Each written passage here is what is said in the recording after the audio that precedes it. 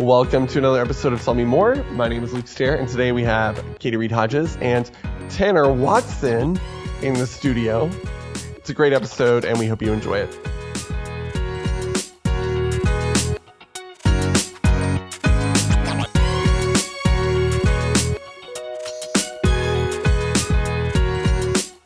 Hey, welcome to Tell Me More.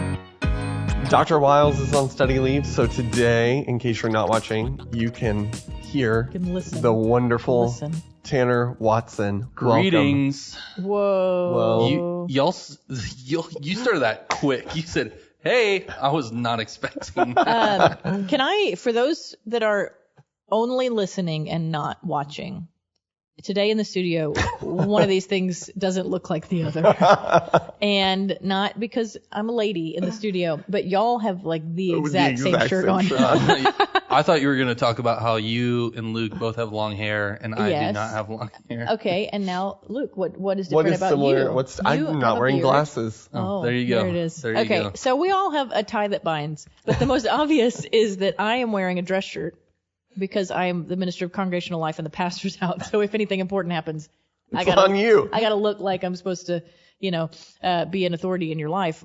But these two jokers, they're just doing a Monday in the summer in our office. Hey, I'm in youth ministry. And they've got so. Carhartt. You both look very put together. Don't hear me wrong. Don't hear me wrong. We're clean. We're groomed. You're groomed. I think I would take you to the hospital with me if we needed to go see somebody. But you've got Carhartt t-shirts on. Tan Carhartt t-shirts on. The same. They look exactly the same. So if you're watching, it's obvious. And if you're listening, now you know. The more you know. Okay. Can I also say, and Tanner, I'm very excited that you're here. Thank you. Last Sunday, we tried an experiment. Our producer, Kyle, said, hey, what about this? And we said, we trust you. Let's do it. Which takes the credit because it went well, right? Yes. If it went poorly, it would be all my fault. But because it went well, it was Kyle's idea. And we recorded live in the sanctuary our 100th episode. Was it fun to be live? Yes. Yes, there was a fun energy to feed off of. And Dr. Wiles did great. He's a great live. His whole career has been mostly like live speaking, so he's really good at it. So he was fun to play off of. But I was so excited because people showed up, and pretty much the program went well. We actually went quicker than we thought. We ran through like the 6 bits quicker, and then people stayed for ice cream, and it had a whole fun vibe. And it made us think, not that we're going to do live recordings all the time, but that of the podcast. Definitely again for the 200. Yeah, mark your calendar. For the 200. Whatever 50 Sundays from now is. Was that? Be earlier in the summer, like a little bit earlier in the summer. Was this 199? No. Was this 99 or 100? I was a little confused. Well, from what I understand about it, and Kyle's in the room, he can give me a nod or a nod. Is that this? Is how I explained it last week live. Is that it was the 100th episode, but if you're looking at the way it's cataloged in the podcasts, Apple Podcasts, it was labeled episode 99 because at the end of 2022, the PLT came into the studio. Yes, came into the studio and recorded kind of an end of year recap that we didn't brand as like episode whatever. It was branded as a special edition, something else. Is that right? I remember that. That makes sense. But didn't we also do a special edition on the SBC? It wasn't, but it was an episode. Okay. Oh. So it truly was the 100th recording of Tell Me More. It just is labeled episode 99. So what I'm hearing is, to the listener and watcher, welcome to the 100th episode. There it is. Tell me more. You made it onto the 100th. Yes. Special edition with Tanner Watson. Yes, with Luke, who should have been here all along, and Tanner, who's just kind of riding the coattails, right? This 100th episode of Tell Me More is sponsored by the It Takes a Village podcast, also hosted by the Youth Ministry at First Baptist Church of Arlington. Tanner, go ahead and take a listen. Tell me more about the It Takes a Village podcast. It Takes a Village. Oh yeah, and then obviously I want to know about your personal life. Yeah. So all three of those. Yeah, let's go. The It Takes a Village podcast, this week's sponsor is our podcast from the Youth Ministry where we talk about the ins and outs of raising teenagers. Whoa. We have 3 different people representing. We have a really old guy named Kurt Crodel who actually if you're has older a than teenager. Kurt Crodel, we're really sorry. Yeah, about what Tanner just implied. According to Tanner, who's not yet 30, you're really, really old. For all I don't even know how Kurt could be 80. I don't know. Anyways. Kurt actually has a teenager. You have a resident old guy. Yes. Who actually has a teenager. Yes. Then we have Chelsea Judkins. Wisdom beyond her years. Yes. Chelsea Judkins. Absolutely. She is raising children right now. They're not teenagers, but she's been working with teenagers for a long time. Yeah. And then there's me. She's a pro. Who I guess How I'm almost might you- 10 years removed from my teen years. Right. But you're the closest we got. Closest we got. Yeah. Not the closest we have on staff. Right. But within the youth ministry. In youth ministry, I am the closest to being a teenager, both in actual years and probably in demeanor.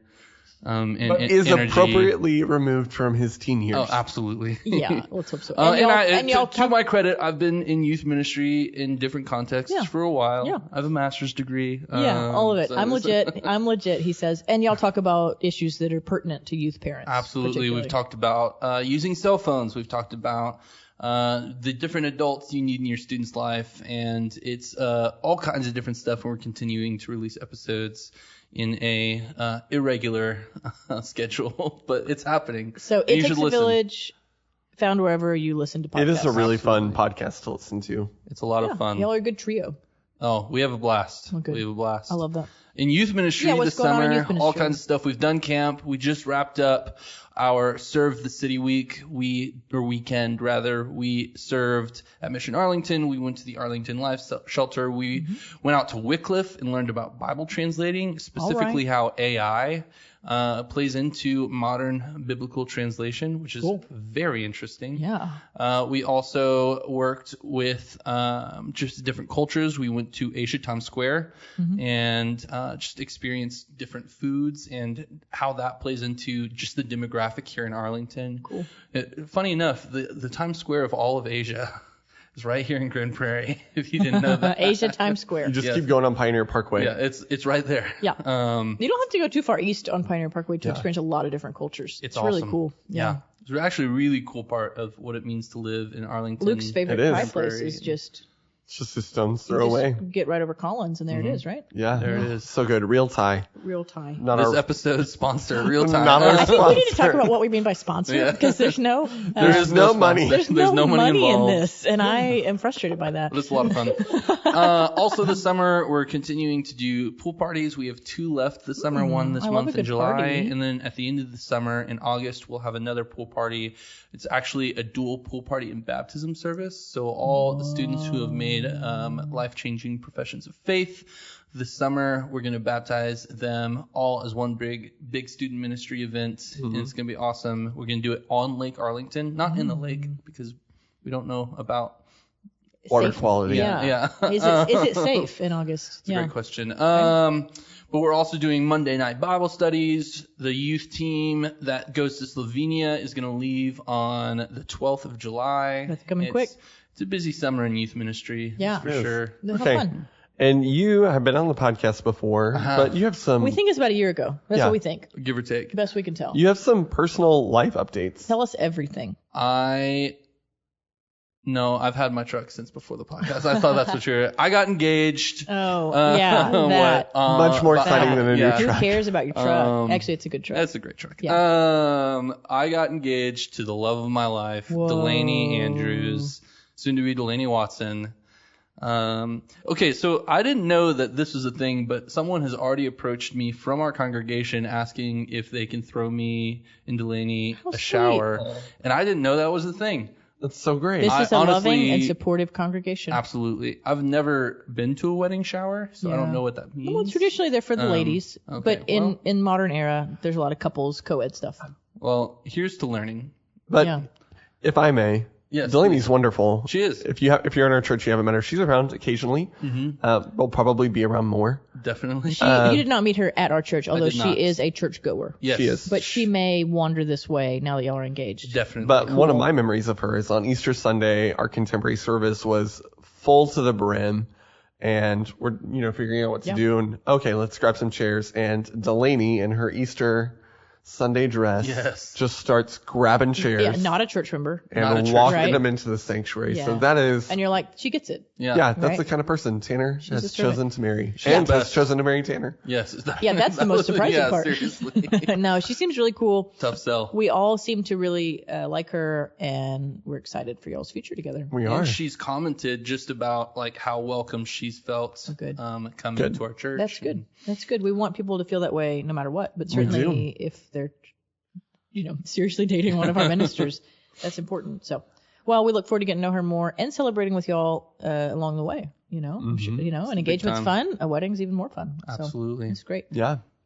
Okay. And just so, perhaps this is sexist, but when I got engaged, the question that kept coming at me was, are we going to lose you? Because, I don't know. That happens sometimes when women get married. Has anyone asked you that? No. Well, no. Some people have asked if she's going to start coming. Yeah. I've told them, yes, she plans on joining our church and being a part of the life of First Baptist Church of Arlington. We love that. Nobody's asked me if I'm going to leave, though. I'll let y'all decide. You, the listener, decide if that's based on my gender or not. All right. So talking about the text. Yeah. We finally, and y'all know the listener because I made fun of it at the live recording, but then he said it to everybody listening to the sermon yesterday. Once in the first service, twice in the second service, that we finally have ended Mark 1. He's preached 4 sermons on Mark 1, which have all been very good. And if he was in here today, I would ask him, why did you take so long to get on? Like, what about Mark 1 was so captivating? Only he can answer that. But I would also ask him, can I take a crack at it? Yeah, would you? Really? Yeah. Mark 1's so captivating. Why do we think that Mark 1 was so captivating that he's preached 4 sermons out of it? And then we'll take 4 sermons to do the rest of the book of Mark. Wow.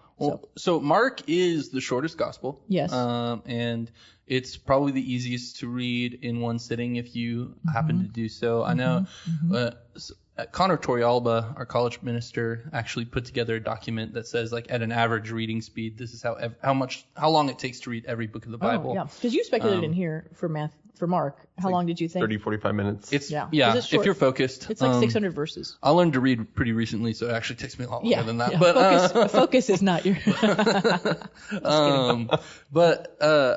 It's interesting. I didn't know that that's how it all landed. 4 more Sundays for the rest of the gospel. Yeah, because we're doing Mark in June and July, but we'll start something new in August. And so, we spent 4 weeks in chapter 1, all the voice of D-Dub, right? And then the next 4 weeks, like, we're skipping. I think. Mark chapter 7. No, it's 4. 4. Yeah, it's this parable of the sower and the seeds. That's right. Mark 4 is Ryan Chandler this Sunday. Yeah. So he's skipping. We won't even talk about. From the pulpit, pastor's Bible study, the devotional readings, that's all going to cover everything. But anyway, it's just fascinating. And so what do you think with Mark 1? Why do you think the pastor slowed down so much? So something he mentioned, I think at least twice yesterday. For those that are listening. I've listened twice, one at 1.5 speed and one at 2 times speed. Wow, just to get it all. Just to catch it all. It was crunch time. But Speaking of grad school, it feels a little bit like you're prepping for the test. So he said, Dr. Wiles specifically said yesterday when he was preaching that Jesus, throughout Mark 1, is very deliberately establishing his ministry in Mark 1. And that's like, okay, is it Capernaum or Capernaum? To me, it reads Capernaum. But both ways. What I've been told with biblical words, and you just say it with confidence and you're right, but I've always said Capernaum. Okay. I've added the more syllables. That's what Dr. Wiles said yesterday. Okay, well, let's go that way then. So he establishes his base of operations in Capernaum. He starts choosing disciples. He's doing all these things to really establish his ministry and ultimately usher in what he talks about later in other chapters, the kingdom of God. And I think part of what we're doing here is establishing his authority in this base of operations and in this introduction to his ministry. And you feel like Mark's trying to do that with in chapter 1. In chapter 1, establishing all that Jesus, it really establishes the whole book. Through miracles and through his teaching, he's talking about his authority. Jesus is going to be. Who he is here, not just on behalf of, but also as. It's good. And I think that's why Dr. Wiles probably sat here for so long, because it's so integral. My follow-up question for Dr. Wiles, but you could speculate, both of y'all could speculate on it, is he doesn't always preach just like line by line exegetically.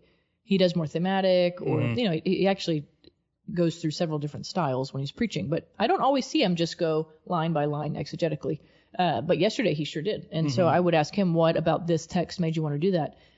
And now that you're talking about it, Tanner, it may be that walking through those last 20 verses in Mark, last half of Mark. It seems to pull all those themes out, and he was able to do that by walking through it. That may be it, but I would let him answer that if he was here. Yeah, but he's probably golfing or napping or watching Jurassic Park, as people have been peer pressuring him to do that. So it's a good movie. Thank you. What was your favorite childhood movie? I changed it up, but I've been thinking about this. Top Gun? I was a big Top Gun. Like, I made my little brother go, like, even though I was much taller than him, like, I was Maverick and he was Goose.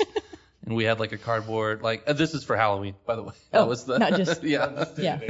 Okay, Top Gun. That's like, good. I wanted to be a fighter pilot at one point or another. Okay, so that was you need a lot better vision really for that. Captivating to you. Luke, did you have a favorite childhood movie? I'm trying to think. Man, I loved Star Wars. Oh, so good. Just any Star Wars. Were you of the right age when the prequels came out? I enjoyed them. Okay, I just can't remember exactly. I think Yeah, may have you been would've like junior high. Yeah, that would have been great, right? Anyway, Yeah. my brother was into him more than me. I appreciate him now, but I didn't grow up being like, I want to be Princess Leia. I went and saw Attack of the didn't either. Clones. Just to be clear. I went and saw Attack of the Clones 6 times while it was in theaters. Whoa. But I was small. okay. I was not in that middle school. dedicated. Yeah, let's reframe what So we mean the by- Gospel of Okay, sorry. Mark. So we can't ask Dr. Wiles any more questions because he's not here. Correct. So what do we want to talk about? I've got a few things. Take it away. Well, I know, but you've got notes too. I see them, and they're always so pretty. So one of the things Luke, I think the about artist. is Dr. Wiles mentioned that we are emissaries of the kingdom. And so I think about 2 Corinthians chapter 5 a lot, and it uses this very ambassador-rich language. That's one of the things I've thought about a lot, that we functionally, and I don't know that we talk about this often as Christians, but we are ambassadors of the kingdom of God. And I don't know if anyone's ever been to an embassy. When I was staying in Denmark for the summer, I did my internship there. I got to go to the embassy one day, the United States Embassy, which was a really unique experience. And so, when you're in a foreign country and you go to the U.S. Embassy, you actually re-enter U.S. soil. You are in the United States when you're in the embassy. But an ambassador takes the presence of their nation and its interests and represents it on foreign soil. So for us, Right. How does that translate? yeah, for Let's us, think about as we this. think about being the emissaries of the kingdom of God, to quote Dr. Wiles' outline, we've been called to engage in ministries that bring healing, hope, grace, forgiveness, love, care, compassion, and restoration to this broken world. So this is the broken world that we live in, and we are ambassadors of a different kind of kingdom, and we're representing the interests of the kingdom of God. That's what we're called to bring into this world as kind of the functional diplomatic presence of Christ. So as you go to work, as you go to the grocery store, you're not just there as yourself. You're not a tourist here, just wandering around taking in the sights of this world. You are here on purpose, with purpose, as a representative person of God, bringing the news of the kingdom and representing its truth. Whoa. I love that. Yeah. 2 Corinthians 5, everyone. Spoken like a good community engagement Absolutely. director. Local engagement. What is it now? I think it's local engagement. Yeah, sorry, we changed it along the way. That's good. You're no longer our community engagement coordinator. Local engagement Director. Yeah. All right, Director. sorry. There's a difference on our staff. Sure. Yeah. I'm interested, and I guess I could ask Dr. Wiles about this. I have his number. Brag about it. We'll ask it and we'll see if we yeah. can take a shot at it. So you're when you talked about being an emissary, and I was drawn to the end of the passage where Jesus tells everyone, like, keep this a secret. And that's actually something that happens a lot in Mark, is Jesus commits a miracle or does something or says something and tells those around him, including the disciples, don't tell anyone. And in seminary, we call this like the Markan secrecy motif or the messianic secret. So, like, obviously, the Bible tells us that we're supposed to be emissaries. We're supposed to, like Dr. Wiles is saying, it is important to tell this gospel, show this gospel through our word and deed. Yeah. But why is Jesus telling people right here, oh, you know what, let's keep this? And they obviously This don't. is a really fun question for two other people who very likely had the same New Testament professor that you had. Luke, take a shot. Why the Markan secret? Why would Jesus tell people not to talk about him yet? Yeah. Tell me more. If I remember, and again, I'm better at the Old Testament, y'all. Well, you're put on the spot right here. If I remember correctly, if I think about my seminary training, one of the unique things about Mark is this messianic secret. And so there are varying theories from different scholars, and I haven't done too much research on this lately, I will confess. So take me with a grain of salt right now. Deal. If it's heretical, I'll call you on it. Call me on it. Or, someone else, you can email me. Yeah. Luke.stare. There you go. Yeah. So when Jesus basically says keep it secret, there's a sense in which some scholars have talked about, it seems like in the Gospels, instead of Jesus being on this like church enlargement campaign, he's actually like on an ensmallment campaign. He's actually trying to like turn people away. He seems to make it hard. He's still healing people, but I think it's because it's not time for him to come as king yet. And so he's not wanting to be lifted up just as a healer or someone who Miracle dispossesses people of demons or just as a miracle worker. He has work to do, and that work ultimately leads to what happens at the end of the Gospels, which is his death on a cross and the empty tomb. And so Jesus is not here to kind of bring the kingdom right now. He's bringing a foretaste of it, but he's not here to establish it permanently. And so he's subverting the expectations of the time while still living into prophetic fulfillment. And so there's this really delicate dance that I think Mark especially tries to portray. It doesn't happen as much in the other Gospels. I don't even think John deals with the Messianic secret. But it's John's definitely most prevalent. Yeah, most prevalent in Mark. But John deals with them getting the Messiah wrong and him having to correct their expectation.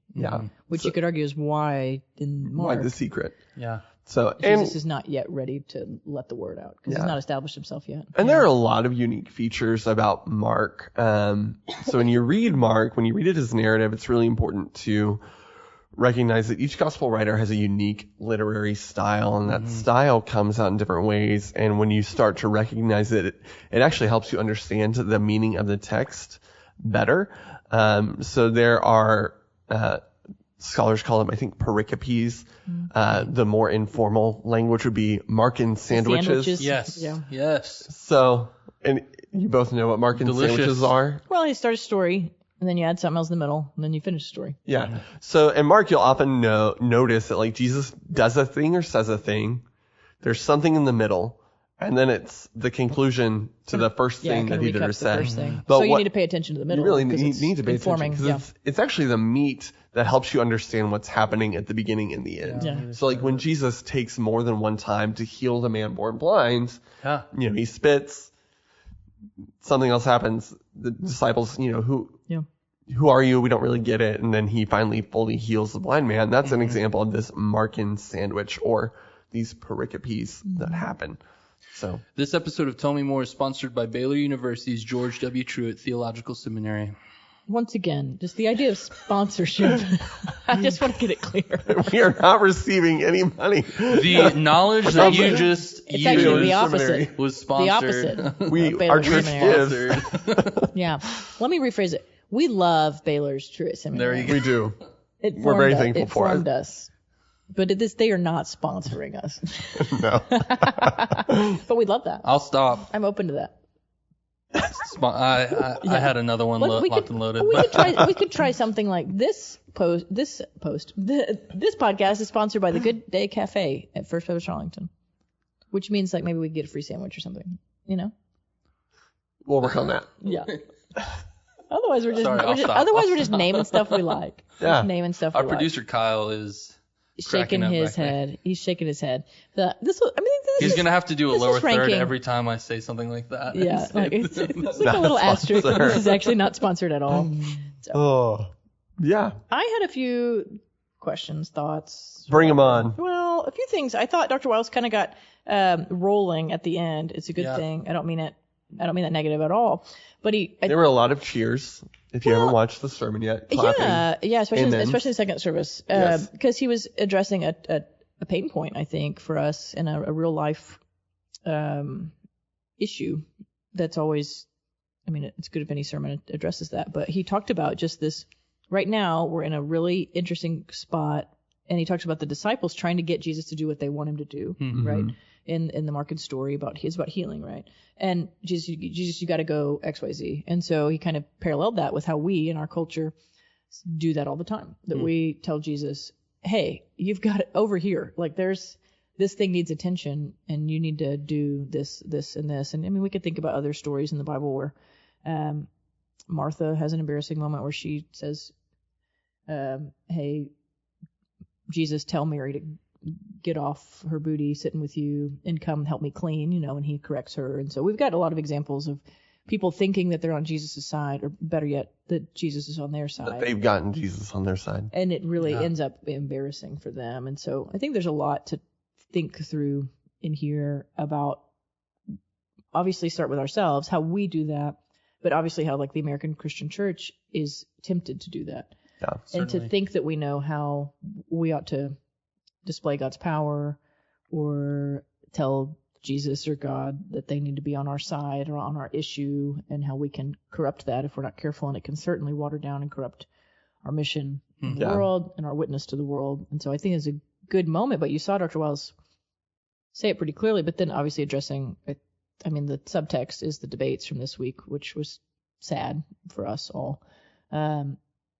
And just saying we need to raise our gaze, because if all our hope is in that political process, then it's good to shame remember, on us, the battle's already been won. It has. Say more. Oh yeah, you guessed. Go on. Go ahead, Tanner. On a hill called Calvary about 2,000 years ago, a man named Jesus Christ was nailed to a tree. He rose again 3 days, winning our battle for us. Wow. Is that what the answer you wanted? Wow. And he'll come back and restore it all. You could will tell come more. back. You will. Well, No, it's the truth though, right? And that's what he's trying to get at. Yeah. And I think, I was actually Delaney was telling me about the sermon Your from fiance. my fiance, was telling me about the sermon that from her church. She currently attends Watermark in Dallas. And Timothy Ateek was preaching on Sunday and was talking about this, actually. And specifically, he mentioned that the kingdom of God doesn't need any political sphere of influence or any politician or president to achieve its goals. And honestly might be achieving its goals in spite of the political realm. And that ultimately the church is often thriving in places where the church is persecuted. Yeah, right. It's persecuted. Yeah. Or one of the most rapidly growing places for Christianity worldwide right now is Iran. Just think about that. That's where the gospel is taking root, and where Jesus is at work, obviously. You know, and so what does that mean for us, and how are we faithful in this season? Yes. It's worth us considering, right? Yeah. Sure. So I think there are things to be really careful of. Politics and faith are really tricky. If I can take a winding journey. It's a podcast in and of itself. Winding journey. In seminary, take us on your journey studied with you. World Christianity and Witness, missions, things like that. And in a few of our classes, we talked about different worldviews. One of those being the magical worldview, which we don't really think a lot about in the West, but it's actually really prevalent around the world. And it's this notion that you can actually undertake certain actions, or there are things you can say that will actually enable you to control or manipulate the spiritual powers of the world, whether they be demonic or divine. You could summon and control. Yeah, that's the basic magic. premise of the magical worldview, is there are spiritual things. Yeah. And you can undertake actions or say words that will enable you to force or manipulate those spirits or powers to do what you want.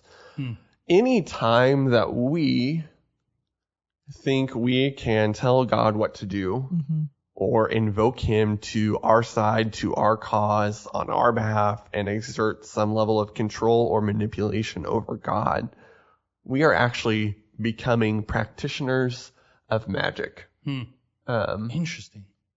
Which is not, I think, what any of us would claim to want to be or do. Or even believe in. I mean, like functionally. But if you think that you can manipulate God to your political side, you are functionally trying to live in the magical worldview, the magical reality. And that is not how God operates. Mm-hmm. He's so much bigger than that. And these stories of the disciples trying to control Jesus are just a small taste of that. But we can't manipulate God. We can't force God to do anything. God's plans are bigger. They're much broader. And again, we've got to think about the ambassador is not the king or the president. We're ambassadors. We're not the king. And even the most mature and disciplined and deep disciple does not see the whole picture. I mean, we're still not God in the sense that we still would never know best. And we don't arrive at a place where we finally do get to call the shots because we finally are mature or whatever that is. Like, it's a lifelong daily discipline of submitting ourselves to God. And then I appreciate what Dr. Wiles said about, I don't know exactly how he worded it, but not letting our anxiety get the best of us because we are concerned about the current state of affairs in our political system, and we ought to be, but it's not our God. Certainly. It's not the thing that we think is going to save us or provide for us. And certainly, I mean, from my chair and my chair only, we still need to be very active citizens and participants in the political process in whatever way we think is fit, whether that's running for office or just voting or just being informed. Exercise your conscience. Yeah, pray and vote. But we're not monastic people where we think we need to retreat from society and not engage in any of this. So that's the other ditch, I think. And that's where this is kind of my seat and how I choose to live my Christian life in the world. But we need to be engaged in it, but we can't put all our eggs in that basket. We've seen the past, I mean, just pick an election cycle in my lifetime. You know, they've all been icky, and none of them will provide the hope that we need to be the Christians we need to be in this era. And I really liked what Dr. Wiles said, that we just need, what the world needs is transformed Christians. Just people transformed by the work of Jesus on display, living that life. That's what the world needs. Yeah. Not a political block, you know. And so go ahead. Okay. It reminds me of Jesus when he says, render unto Caesar what is Caesar and God's what is God's. We are gods. It's good. We belong to God. We are not. We are gods. God apostrophe S. Apostrophe S. Yeah. Big G. Exactly. Apostrophe S. We belong to God. We don't belong to a political system, even though we might vote a particular way, or we don't belong to the city of Arlington or the state of Texas or the country that is the United States of America. We belong to Jesus. Yeah. And we need to act like it. And we exist inside these political systems, and we are doing ourselves especially locally, we're doing our fellow citizens a disservice by not being at least present. But ultimately, there is bigger powers at play that we are submitting ourselves to because we are image bearers. Yeah. And so, I mean, I think about the videos we've had playing in our service and people like Tanya Bergdorf and Kim Grice. So good. Let's talk about that. Just living as Christians, faithful followers of Jesus. Doing what they're already going to do, like play pickleball, something they love. This group that gathers at Murata Pantego every Sunday night to watch church together and pray for one another. Really faithful people living Jesus following lives in ordinary places. And inviting others into it. Yeah. Just naturally. It's very natural. An extension of what they're up to. More of that. Yeah, more of that. Please. Well. We solved it, guys. We figured it out. Okay, will you entertain me for just a second? Because he caught on it for just a second, but it kind of captivated me this morning when I was in my office preparing for this. In verse 41, there's this word. And he talks about it, and it says, so a man with this is 40. A man with leprosy came to him and begged him on his knees, if you are willing, you can make me clean, which is we could talk about all that. But he already preached it, so it's fine. Then verse 41, Jesus was indignant. But Dr. Wiles said that Greek word, which I did not look up. Greek. Yeah, do it. Verse 41. But the Greek word is either translated as indignant or compassionate. Which is fascinating because those words sound very different to me. You know what I mean? But often and this is where you're just entertaining my own thoughts for the day. What do you got, Luke? Did you find it? 41. The NIV uses the text, the manuscript that uses indignant. Okay. Yeah, I have an NIV in front of me, and that's where it says indignant. So we can look at where it says compassionate. But Dr. Wiles said that, and there's a little footnote on mine that says there's some cross-reference, and it lets you know that. Yeah, many manuscripts say Jesus was filled with compassion. Yes, so Jesus looks at a leper, and he is either indignant or filled with compassion, which I think and this is reflective. So for me in the care ministry, I think many of us that have been in pastoral ministry, loving people that are sometimes hard to love, it is just this razor thin line between feeling indignant and then great compassion for the same person, sometimes in the same moment, or at least in the same day, where usually for me it moves from one to the other, indignant to compassion. Very rarely does it go from compassion to indignant unless I get new info or something. But just to me, it's very fascinating that same word is used. And I feel like if I was at like a care ministers conference, I could say this from the stage and be like, don't you all feel like you don't even know which one you feel in the moment? Because there's these, I mean, I certainly don't have one person in mind. So if that comes across at all in this, but there's these sometimes like repeat offenders that are just difficult. And I had that in college ministry. I had that in forms of youth ministry. I had that when I was chaplain at Baylor, like people who are just really hard to live life with and minister to. And certainly in this job, I have that as well, as sometimes the people that are becoming too difficult for the average Sunday school class or ministry, they need to come to my desk, and I'm happy and I want to serve our church in that way, to kind of take the load off of some of these. But sometimes it's people who are just really hard to be with, and life has not been easy to them, and they end up, the more you get to know them, the more you understand that. And at some point, usually when I become indignant with someone, if I spend enough time with them, it turns to compassion, because I get their story and I understand why they make decisions they did. Or sometimes I've been manipulated. I run our benevolence fund, so I get manipulated. But the longer I spend with someone, usually I can figure out why they're doing that, what desperate situation they're in.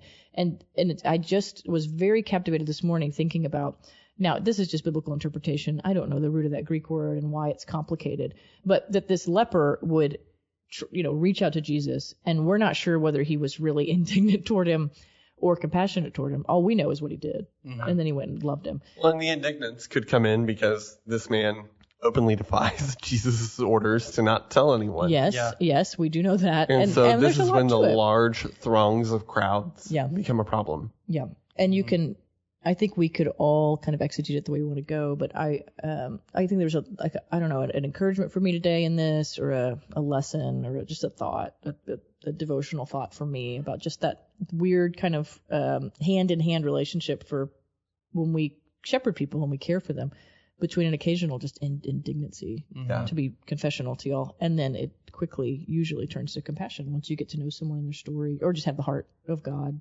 for people, for his people. And that is probably a pretty personal reflection from my weird little corner of our church's life.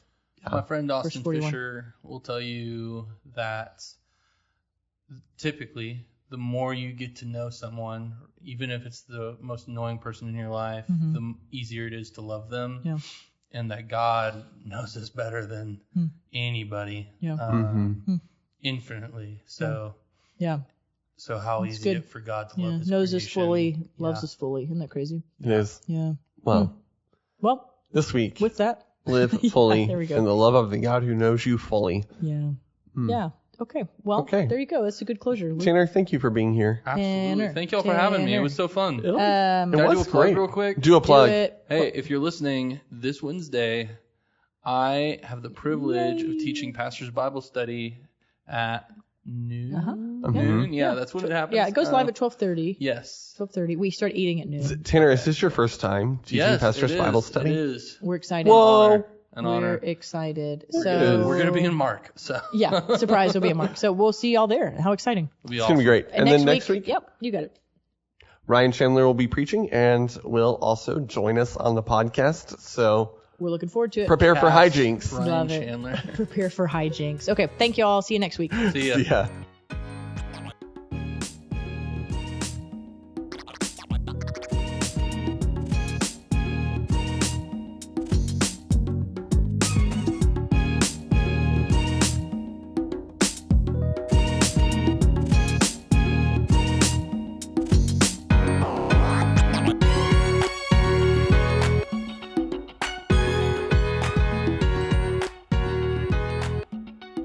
Thanks for listening to the Tell Me More podcast today. You can subscribe to this podcast on your app of choice, or you can visit us at fbca.org to find out more information about the podcast and our church.